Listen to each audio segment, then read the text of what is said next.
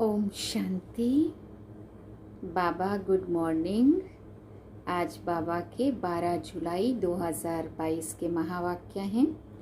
बाबा ने सार में कहा, मीठे बच्चे, किसी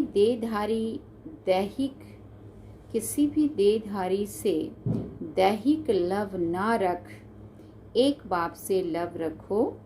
अशरीरी बनने का पूरा अभ्यास करो। बाबा ने प्रश्न पूछा, रहमदिल बच्चों का कर्तव्य क्या है? तो बाबा ने उत्तर में कहा, जब कोई फालतू बात करे तो उसकी फालतू बात ना सुन के उनकी कल्याण अर्थ बड़ों को सुनाना, ये रहमदिल बच्चों का कर्तव्य है। जिनमें कोई पुरानी आदतें हैं उन्हें मिटाने में सहयोगी बनना ही रहमदिल बनना है। बाबा ने और एक प्रश्न पूछा, कौन सा टाइटल किसी देहधारी को नहीं दे सकते लेकिन ब्रह्मा बाप को दे सकते हैं? तो बाबा ने उत्तर में कहा, श्री का टाइटल, क्योंकि श्री अर्थात श्रेष्ठ पवित्र को कहा जाता है। किसी देहधारी मनुष्य को यह टाइटल नहीं दे सकते क्योंकि भ्रष्टाचार से जन्म लेते हैं। ब्रह्मा बाप को श्री कहते हैं क्योंकि इनका ये अलौकिक जन्म है। और गीत है, इस पाप की दुनिया से कहीं और ले चल। ओम शांति। बच्चे अब समझ गए हैं अर्थात समझदार बन गए हैं, तो जरूर पहले बेसमझ थे। ये भी नहीं समझ में आता है कि ये पतित दुनिया है और इस भारत में ही देवी देवताओं का राज्य था। उसमें पावन सुखी थे, उसमें दुख की बात नहीं थी। परंतु शास्त्रों में कई बातें सुनने के कारण ये भी समझ में नहीं आता है कि स्वर्ग में सदैव सुख था। स्वर्ग का किसी को भी पता नहीं है। समझते हैं वहां भी दुख था, ये है बेसमझी। अब तुम बच्चे समझदार बने हो, बाप ने आकर समझाया है, उनकी श्रीमत पर चल रहे हो। ये पतित दुनिया है, स्वर्ग पावन दुनिया थी। पावन दुनिया में भी दुख हो फिर तो दुख की दुनिया ही कहेंगे ना। फिर गीत भी रॉन्ग हो जाता है, इस पाप की दुनिया से कहीं और ले चल जहाँ सुख चैन की बांसुरी बजे। तो सुख चैन की दुनिया जरूर कोई और है और ये पाप की दुनिया है। बच्चे ये भी समझते हैं कि स्वर्ग सोने की चिड़िया थी, देवी देवताएं थे, कभी भी किसी को दुख नहीं देते थे। गाते भी है, फिर भी शास्त्रों में ऐसी बातें लिखी है जो समझते हैं ये परंपरा से चला आता है। श्री कृष्ण पर भी झूठे कलंक लगा दिए हैं। कहा जाता है, जैसी दृष्टि वैसी सृष्टि। समझते हैं सारी सृष्टि ही पतित है। इस समय उनकी दृष्टि ही पतित है तो सारी सृष्टि को ही पतित समझते हैं। समझते हैं परंपरा से पतितपना चला आया है। अभी तुम बच्चों में समझ आती जा रही है, सो भी नंबरवार पुरुषार्थ अनुसार परमपिता परमात्मा के बच्चों को डायरेक्शन मिलते हैं। आत्माओं को बैठ बाप समझाते हैं। सभी आत्माएं पतित हैं, इसलिए पतित आत्मा पुण्य आत्मा कहा जाता है। बाप आत्माओं से बैठ बात करते हैं, तुम हमारे अविनाशी बच्चे हो। फिर मम्मा बाबा भी कहते हो। इस दुनिया में किसी को भी पिताश्री नहीं कह सकते। श्री माना श्रेष्ठ। एक भी मनुष्य श्रेष्ठ नहीं है। ये तो एक की ही महिमा हो सकती है, या तो सब भ्रष्टाचार से ही पैदा होते हैं, इसलिए श्री नहीं कह सकते। भले तुम इनको इस समय कहते हो क्योंकि संन्यास किया हुआ है श्रेष्ठ बनने के लिए। तुम जानते हो कि अभी हम फरिश्ते बनने वाले हैं। भ्रष्ट को श्री नहीं कह सकते। श्री लक्ष्मी, श्री नारायण, श्री राधे, श्री कृष्ण कहते हैं ना। मंदिरों में भी उन्हों की महिमा गाते हैं। अपने को श्रेष्ठ नहीं कह सकते। अभी तुम बच्चों ने समझा है भारत श्रेष्ठ था, शुद्ध सृष्टि थी। अभी पतित सृष्टि है, पतित को ही भ्रष्टाचारी कहेंगे। वो लोग भ्रष्टाचारियों को श्रेष्ठ बनाने के लिए सभाएं करते रहते हैं। परंतु दुनिया ही भ्रष्टाचारी है तो कोई किसी को श्रेष्ठाचारी बना कैसे सकते हैं। बरोबर ये रावण राज्य है जिस कारण रावण को वर्ष वर्ष जलाते रहते हैं, परंतु जलता ही नहीं है, फिर खड़ा हो जाता है। ये भी मनुष्यों को समझ में नहीं आता है कि जिसे जला दिया उसे फिर हम नया क्यों बनाते हैं। इसका मतलब बुराई बढ़ रही है। वो स्थूल में पुतला बना दिया, जला दिया, हर वर्ष बना दिया, जला दिया। जब जो चीज जलाई दी तो फिर खत्म होनी चाहिए, उसको नया कैसे बना सकते हैं। बाबा ने कहा स्वर्ग में जब राम राज्य होता है तो वहां एफिजी नहीं निकालेंगे। कहते हैं रावण को जलाया फिर लंका को लूटा, रावण की लंका सोनी बताते हैं, परंतु ऐसा नहीं है। ये तो सारी दुनिया ही लंका है। रावण राज्य में तो सभी हैं। वो श्रीलंका तो एक आइलैंड है ना, दिखलाया भी है भारत की पूंछड़ी है, परंतु सिर्फ उसमें रावण का राज्य तो नहीं है ना। रावण राज्य तो पूरे विश्व पर है ना। तो बाबा कहते ये भी तुम समझते हो। कॉलेज में कोई बेसमझ जाकर बैठे तो क्या समझ सकेंगे। हाँ, कुछ भी नहीं, वेस्ट ऑफ टाइम करेंगे। ये ईश्वरीय कॉलेज है, इसमें नया आदमी कुछ भी समझ नहीं सकेंगे। 7 दिन क्वारंटाइन में बिठाना पड़े जब तक लाइक ना बने। फिर भी अच्छा आदमी रिलीजियस माइंडेड हो तो उनसे पूछना है। क्या पूछना है? परमपिता परमात्मा तुम्हारा क्या लगता है? वो तो है आत्माओं का पिता और प्रजापिता तो है। हाँ, प्रजापिता भी तो बाप है ना। ये पॉइंट्स बड़ी अच्छी है, परंतु बच्चे अजुन इतना हर्षित नहीं होते हैं। बाबा ने कहा बाप कहते हैं तुमको नई नई पॉइंट सुनाता हूं जिससे तुमको नशा चढ़े। फिर बाबा ने कहा किसी को समझाने की युक्ति आए, फॉर्म भराने की कॉपी में पहले ये प्रश्न लिखवाना है कि कहेंगे परम पिता तो पिता हुआ ना, फिर उस समय सर्वव्यापी का ज्ञान उड़ जाएगा। है? तुम जब प्रश्न पूछेंगे तो कहेंगे वो तो बाप है, हम सब बच्चे हैं। इतना मान जाएं तो झट लिखवा लेना चाहिए। ये स्वीकार कर रहे हैं अगर वो कि वो बाप है, हम बच्चे हैं, तो ये बाबा कहते तुरंत लिखवा लेना चाहिए। प्रजापिता के भी बच्चे ठहरे, शिव हो गया दादा और वो हो गया बाप। शिव बाबा तो स्वर्ग की स्थापना करने वाला है, तो जरूर उनसे ही वर्षा मिलेगा ना। सहज से सहज बातें निकालनी पड़ती हैं, परंतु बहुत सहज है। मित्र संबंधियों के पास भी जाओ, उनको भी ये बात समझाओ। फिर बाबा ने कहा ये तो नशा है ना, हम बाबा द्वारा दादे से वर्षा पाते हैं। दादे से वर्षा पाते, माता से वर्षा नहीं मिलेगा।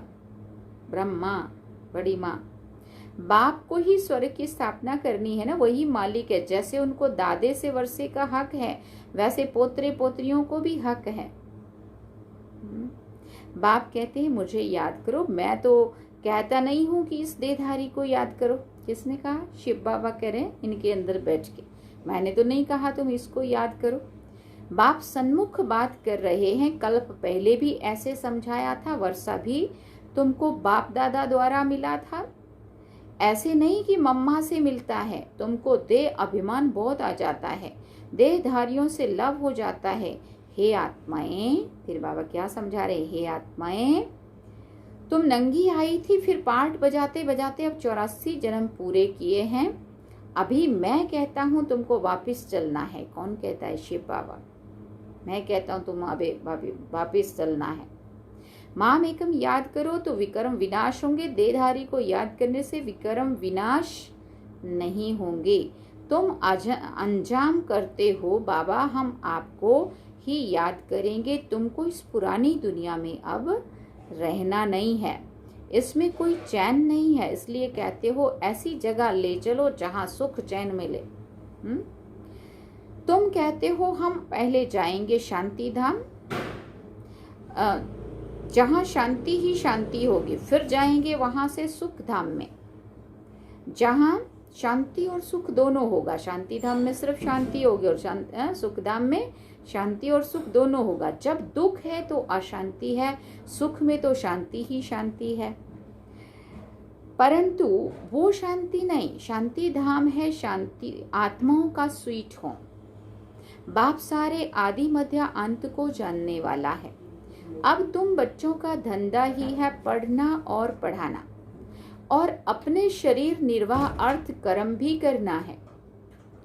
तुम जानते हो हम इस मृत्यु लोक से अमर लोक में चले जाएंगे वाया शांति धाम। इस मृत्यु लोक से अमर लोक मनस सुख धाम के लिए, सत्युग की दुनिया के लिए, वैकुंठ के लिए बाबा करें, वहां चले जाएंगे, परंतु जाएंगे वाया शांति धाम। ये बुद्धि में याद रखना है।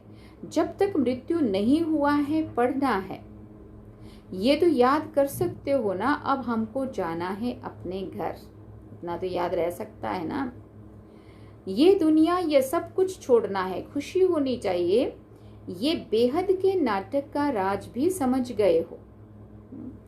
हद का नाटक पूरा होता है तो कपड़े बदली कर घर चले जाते हैं। वैसे अब हमको भी जाना है। 84 जन्मों का चक्र पूरा होता है। याद भी करते हैं, हे पतित पावन आओ, याद शिव बाबा को ही करेंगे। एक तरफ कहते पतित पावन आओ और दूसरी तरफ कह देते परमात्मा सर्वव्यापी है। कोई अर्थ ही नहीं निकलता, दोनों बात नहीं हो सकती ना एक साथ। बच्चों को कितनी अच्छी रीति समझाते हैं कि शांति धाम को याद करो, ये दुख धाम है, और गुरु गोसाई को ये कहना आएगा ही नहीं सिवाय तुम ब्राह्मण ब्राह्मणियों के। इस दुख धाम का विनाश भी सामने खड़ा है। ये वही महाभारत की लड़ाई है। यूरोप वासी यादव भी हैं और कौरव पांडव भाई भाई भी हैं। एक ही घर के हैं ना, भाई भाई में युद्ध हो नहीं सकती। यहाँ युद्ध की बात ही नहीं है। अब युद्ध करना है असल में अपनी बुराइयों के साथ, उनको जीतना है। बाबा कहते मनुष्य क्या नहीं कर सकता। बाबा का ये भी वंडर है ना, मनुष्य क्या नहीं कर सकता। जो बातें हुई ही नहीं वो भी बना बना करके एक दो की दिल को खराब कर देते हैं।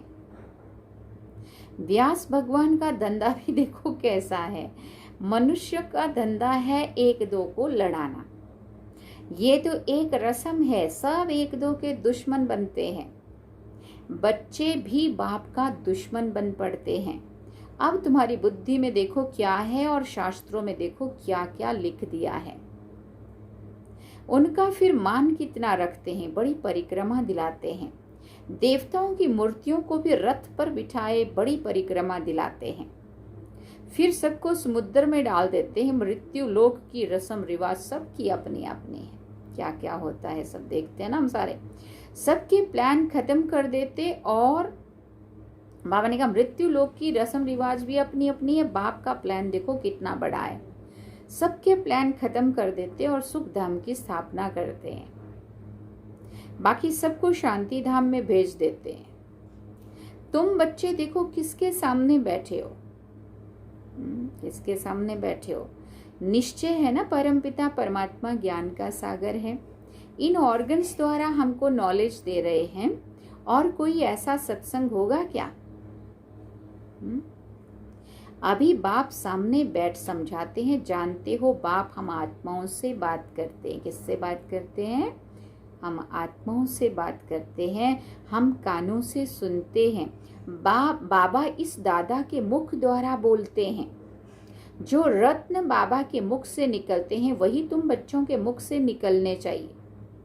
फालतू बातें सुनते भी नहीं सुननी है। कोई तो बैठ खुशी से सुनते हैं। बाबा कहते हैं ऐसी बातें सुनो मत। रहम दिल बन किसी में कोई पुरानी आदत है तो मिटानी चाहिए। जो बाबा सुख धाम का मालिक बनाते हैं ऐसे बाबा की ग्लानि तो हम सुनेंगे ही नहीं। हमको तो शिव बाबा से वर्षा लेना चाहिए, और बातों से हमारा क्या ताल्लुक है। कोई सुने या ना सुने, हम तो ज्ञान का सुरमा पहन लेवे ना। कोई ज्ञान अंजन लगाते, कोई धूल अंजन लगाते। फालतू बातों की धूल अंजन, उसमें उससे तीसरा नेत्र नहीं खुलता है। फालतू की बातें सुनने से थोड़ी कोई तीसरा नेत्र खुलेगा। बाबा कितना सहज करके समझाते। जो कैसे भी रोगी अंधा कुब्जा है वो भी समझ जाए। अलिफ और बे 2 अक्षर हैं। सिर्फ पूछो परमपिता परमात्मा और प्रजापिता ब्रह्मा से आपका क्या संबंध है? ये प्रश्न सबसे अच्छा है, तो सर्वव्यापी का ज्ञान एकदम बाहर निकल जाए। मित्र संबंधियों से दोस्ती कर उन्हें भी समझाओ। बहुत मीठा बनो, तुम्हारा काम है परिचय देना। भले दुश्मन हो परंतु उनसे भी मित्रता रखनी है। बाप कहते तुमने आसुरी मत पर चल मुझे गालियां दी है। फिर बाबा ने कहा तुमने ईश्वर पर अपकार किया है, फिर भी ईश्वर तुम पर कितना उपकार करते हैं। ईश्वर का अपकार होना भी ड्रामा में नूंद है। तब तो कहते हैं ना यदा यदा ही धर्मस्य, अगर हम भगवान का अपकार नहीं करते, उसके लिए इतनी ग्लानि इतनी बुराई नहीं करते, तो हर चीज की अति और अति का अंत नहीं होता और फिर भगवान को नहीं आना पड़ता। इसलिए बाबा कहते हैं सब नूंद है। आया भी भारत में है, समझा रहे हैं बच्चों को। हर एक बात अच्छी रीति से समझने की है, किसी की तकदीर में नहीं है फिर भी वही धंधा करते हैं। फिर बाबा कहते यहाँ से बाहर गए तो ये बातें भी भूल जाएंगी। निंदा करते करते तो ये हाल हो गया है, अब निंदा करना बंद करो। सिर्फ पंडित भी नहीं बनना है, तुम पक्के राजयोगी हो, ऐसे ऐसे समझाओ तो तीर भी लगे। खुद में खामी होगी तो दूसरे को भी बोल नहीं सकेंगे, पाप अंदर खाता रहेगा। बाबा हर बात बहुत अच्छी रीति समझाते हैं, कल पहले भी ऐसे ही समझाया था, भूलो मत। सिमरन करते करते अंतमति सो गति हो जाएगी। सवेरे उठ बाप को याद करो, जो अंत में दे भी याद ना पड़े। ये हमारा पुरुषार्थ हो। हम आत्मा है, बस बिंदु ही बने बस। अच्छा, मीठे मीठे सिकिल दे बच्चों प्रति माता पिता बाप दादा का याद प्यार और गुड मॉर्निंग। रूहानी बाप की रूहानी बच्चों को नमस्ते। हम रूहानी बच्चों की रूहानी माता पिता बाप दादा को दिल वाचान सिकवा प्रेम से याद प्यार गुड मॉर्निंग नमस्ते। थैंक यू बाबा, शुक्रिया बाबा। धारणा के लिए मुख्य सार है। पहला पॉइंट, जो रत्न बाप के मुख से निकलते हैं वही अपने मुख से निकालने हैं। ज्ञान का ही सुरमा पहनना है। दूसरी बात बाबा ने कही, सभी से सच्ची मित्रता रखनी है। बहुत मीठे रूप में हर्षित मुख हो बाप का परिचय देना है। अपकारी पर भी बाप समान उपकारी बनना है। कोई हमारा कितना भी बुरा कर रहा हो फिर भी हमें उनके ऊपर उनका भला ही करना है, अच्छा ही करना है। वरदान में बाबा ने कहा, शुद्धि की विधि द्वारा किले को मजबूत बनाने वाले सदा विजयी व निर्विघ्न भव। जैसे कोई भी कार्य शुरू करते हो तो शुद्धि की विधि अपनाते हो ना, ऐसे जब किसी स्थान पर कोई विशेष सेवा शुरू करते हो व चलते चलते सेवा में कोई विघ्न आते हैं तो पहले संगठित रूप में चारों ओर विशेष टाइम पर एक साथ योग का दान दो। सर्व आत्माओं का एक ही शुद्ध संकल्प हो विजय। ये है शुद्धि की विधि। इससे सभी विजयी व निर्विघ्न बन जाएंगे और किला मजबूत हो जाएगा। स्लोगन में बाबा ने कहा, यथार्थ कर्म का प्रत्यक्ष फल है खुशी और शक्ति की प्राप्ति। यथार्थ कर्म का प्रत्यक्ष फल है खुशी और शक्ति की प्राप्ति। अच्छा, ओम शांति। ये थे आज के बाबा के महावाक्य जो हम सभी ने सुने और बाबा ने सार में कहा, मीठे बच्चे किसी भी देहधारी से दैहिक लव ना रख, एक बाप से लव रखो, अशरीरी बनने का पूरा पूरा अभ्यास करो। और गीत क्या सुना, इस पाप की दुनिया से कहीं और ले चल। अच्छा, अभी हम बाबा को याद करेंगे 1 मिनट के लिए। ओम शांति। आज हम अभी अब अलग सी नई सी जगह देख रहे होंगे, तो ये जगह पंजाब जलंधर की है। अभी हम जलंधर में हैं और जलंधर भी हम जो हमारी डॉक्टर किमी है उनके वहाँ पे हैं और वहाँ से ये मुरली, आज की मुरली हम सुना रहे हैं। डॉक्टर किमी को सुनानी थी, बट वो कहीं बिजी है, बाहर गई है, तो वो दूसरे वाली वो सुना देगी फिर। ओम शांति। पंजाब जलंधर से आप सभी को बहुत बहुत बाबा का याद, प्यार और गुड मॉर्निंग। ओम शांति।